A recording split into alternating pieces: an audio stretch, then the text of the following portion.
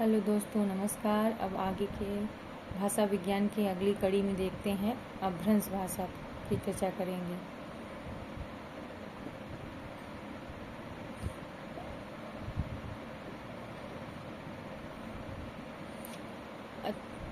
तो एक प्रश्न पूछ लेते हैं पहले कि प्राकृत भाषा में स्वर कितने होते हैं और व्यंजन कितने होते हैं। इनकी चर्चा, इनका उत्तर आप कमेंट बॉक्स में दीजिएगा। अब हम चलते हैं अपभ्रंश भाषा पे। तो सन 500 ईस्वी भारतीय आर्य भाषा नए युग में प्रवेश करती है। यह अपभ्रंश मध्यकालीन आर्य भाषा आधुनिक भारतीय आर्य भाषाओं के बीच की कड़ी है। इसलिए विद्वानों ने अपभ्रंश को संधिकालीन भाषा, संक्रांतिकालीन भाषा कहा है। भर्तृहरि के वाक्पदीयम के अनुसार सर्वप्रथम ब्याडी ने संस्कृत के मानक शब्दों के विभिन्न व्याकरण संस्कार विहीन भ्रष्ट और अशुद्ध शब्दों को अपभ्रंश की संज्ञा दी। ब्याडी का यह पुस्तक अनुपलब्ध है। आगे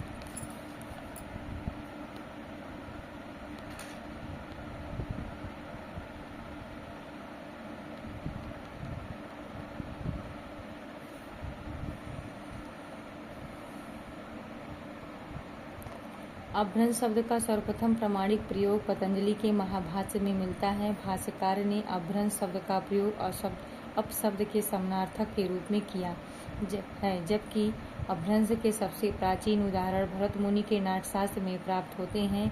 अपभ्रंश को विभ्रष्ट कहा गया। आचार्यदंडी अपने काव्यादर्श में अपभ्रंश को आभीर भाषा कहा। इन्होंने समस्त वाङ्मय को 4 भागों संस्कृत, प्राकृत, अपभ्रंश और मिश्र में विभक्त किया है। दंडी ने किया है, ठीक, 4 भागों में। डॉक्टर भोलानाथ तिवारी एवं उदयनारायण तिवारी के अनुसार भाषा के अर्थ में अपभ्रंश का प्रथम प्रयोग चंड था 6वीं शताब्दी में अपने ग्रंथ प्राकृत लक्षण में किया, जबकि आचार्य रामचंद्र शुक्ल का कहना है कि अपभ्रंश नाम पहल वल्लभी के राजा धार सिंधुती के शिलालेख पर मिलता है, जिसमें उसने अपने पिता गुह्यसेन विक्रम के पहले 650 विक्रम से पहले को संस्कृत, प्राकृत और अपभ्रंश तीनों का ही कवि कहा है। अपभ्रंश को विद्वानों ने विभ्रष्ट, अवहट, अवहंस, अवहथ, अवहठ, पट्टमंजरी इत्यादि नामों से पुकारा है। डॉक्टर सुनीति कुमार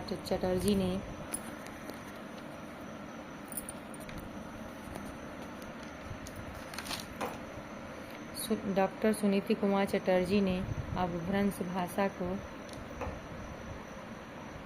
अपभ्रंश को भारतीय आर्य भाषा के विकास की एक स्थिति माना है। इनके अनुसार 6वीं से 11वीं सदी तक प्रत्येक प्राकृत का अपभ्रंश रूप रहा होगा, जैसे मागधी प्राकृत के बाद मागधी अपभ्रंश, अर्धमागधी प्राकृत के बाद अर्धमागधी अपभ्रंश इत्यादि। सन 1100 ईस्वी के आसपास अपभ्रंश का काल समाप्त हो गया।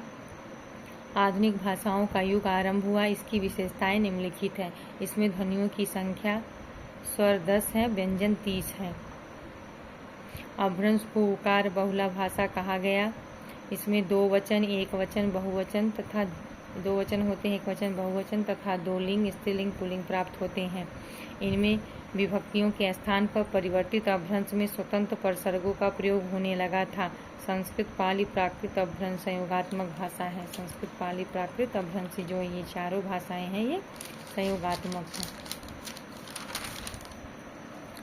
डॉक्टर सुनीति कुमार चटर्जी ने अपभ्रंश और आधुनिक आर्य भाषाओं के बीच की कड़ी को अवहट्ट कहा और यह अवहट्ट अपभ्रंश का ही परिवर्तित रूप है। और अवहट्ट से ही हमारी बोलियां प्रमुख सौरसेनी अपभ्रंश से, जिनकी पश्चिमी बोली, पूर्वी बोली, उत्तरी दक्षिणी बोली, सब इन बोलियों का यहीं से उदय होता है। और हमारी प्रमुख बोलियां, उसके बाद फिर खड़ी बोली भी। ठीक है, इतना ही। अब आगे की कड़ी में अवहट्ट के परिभाषक बात करेंगे। और अब हम पूछते हैं कि अपभ्रंश भाषा में कितने स्वर और व्यंजन हैं। ये प्रश्न मैंने तो प्रश्न पहले ही पूछ लिया है, कोई प्रश्न इसमें पूछने की जरूरत नहीं है, ऐसे बोल ही दिया है तो ठीक है। अपभ्रंश भाषा एक प्रश्न और, अपभ्रंश भाषा में स्वर और व्यंजन कितने हैं, ये कमेंट करके बताइएगा। ठीक है, चलिए, नमस्कार। आपका दिन शुभ हो।